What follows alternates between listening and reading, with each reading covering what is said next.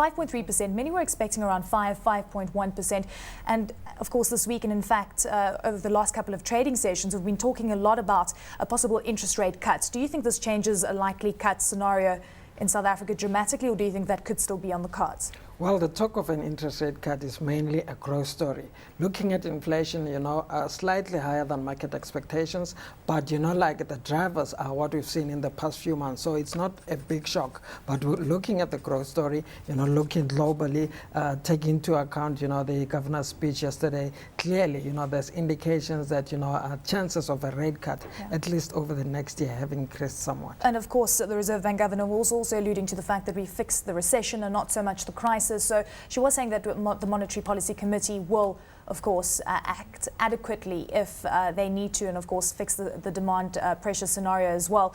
What are you reading into this? Do you think that we should just take it with a pinch of salt, or do you think she's giving a signal to the market that we could actually face an environment with high inflation and even a possible rate cut? Well, to me, the story is she's more worried about growth than inflation.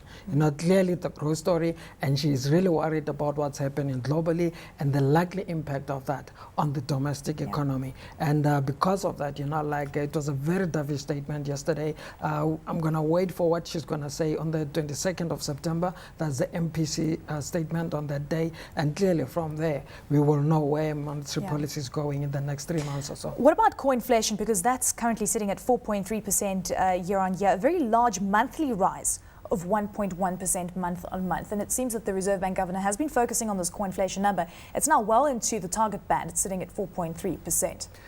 Yeah, when you look at it, there was a large rise during the month, but it's still below that midpoint of the target range, which is 4.5. So core inflation is still moderate, it's still under control. What she's got to look at is, second round effects of the earlier increase in inflation, like she said in the MPC statements. But of course, retailers have got no pricing power at the moment. The ShopRite results yesterday, really demonstrated that, at the retail level, those people are under pressure, and we're not likely to see them passing those higher increases to.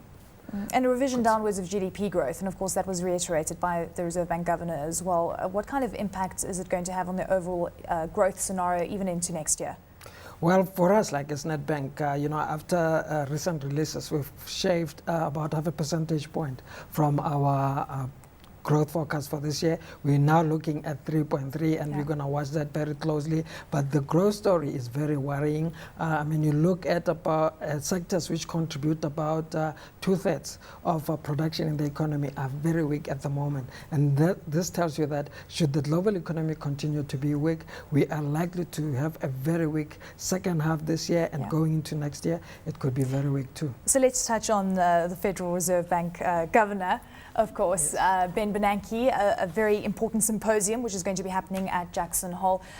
How important and significant is this? Because we remember last year, this is when quantitative easing 2 was announced, and many say many more measures are going to be announced this time around. I want to know what ammunition they actually have apart from quantitative easing. Well, Bernanke, when it comes to interest rates, he's already told us that he's going to keep his target of the Fed funds rate flat at least until mid-2013. Now what we are expecting is he's probably going to inject more liquidity into the U.S. economy, because actually that economy is doing nothing. Actually, it's a bit weaker than it was about 3 months ago. So there is an expectation that we're likely to see QE3, but it's all about the size of that QE3. QE1 was 1.25 trillion. QE2, 600 billion. Now what's going to be the size of QE3 if we're going to get QE3?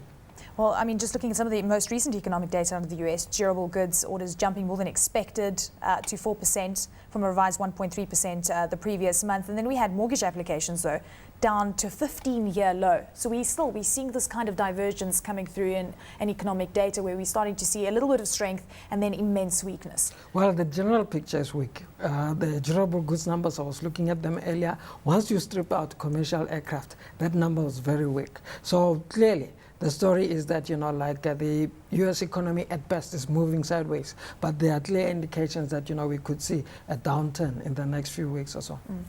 Just touching on the Asian story, soft landing, hard landing, what are you pricing in by way of that? And do you think we're just giving too much significance to what we're seeing coming through in the developed world? Are we becoming more an Asia-centric global economy? Well, you know, when looking at Asia, for instance, looking at China, the Chinese have managed to sort of reduce the speed of their economy very well, although like the GDP numbers we saw, it was just 9.5 from 9.7. But I believe that with the measures which have been implemented, for instance, the monetary policy measures that have been implemented recently in China, we're likely to see a soft landing for that economy. Of course, you know, their big market, the US, is slowing down sharply, and that could pose a risk of a hard landing for the economy. Exactly, and it's still the largest economy in the world. Still the bellwether of economic activity. Absolutely. Thank you so much, Isaac, for joining us.